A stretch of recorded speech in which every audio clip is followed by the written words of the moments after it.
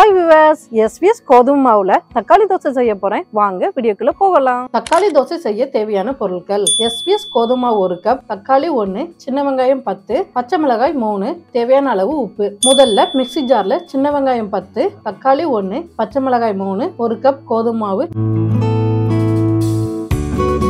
தேவையான அளவு உப்பு, தண்ணி சேர்த்து மிக்ஸில அடிச்சுக்கலாம். பாருங்க, இந்த பதத்துல அரைச்சு வச்சுக்கோங்க.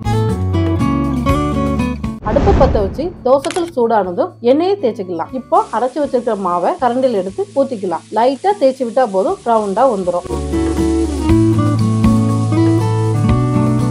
தோசையை சுத்தி நல்லா எண்ணெய் விட்டுக்குங்க. 1 நிமிஷம் கழிச்சு மாத்தி போடுங்க.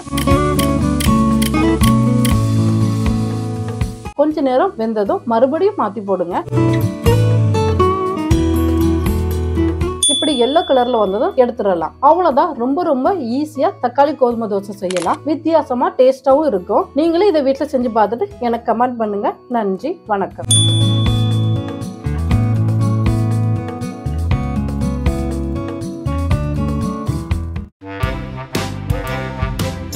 எஸ்விஎஸ் இல் செய்த பலகாரம், எஸ்விஎஸ் இல் காரம் டேஸ்டியாக மாறும். அர்மாத்தரத்தில் இருக்கும், அதுவே எனக்கு பிடிக்கும். எஸ்விஎஸ் இல் இனிப்பும் டேஸ்டியாக மாறும்.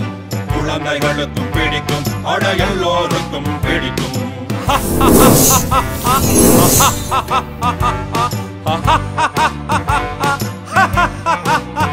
டேஸ்டியான பலகாரங்களுக்கு எஸ்விஎஸ் மாவு வகைகள். எஸ்விஎஸ்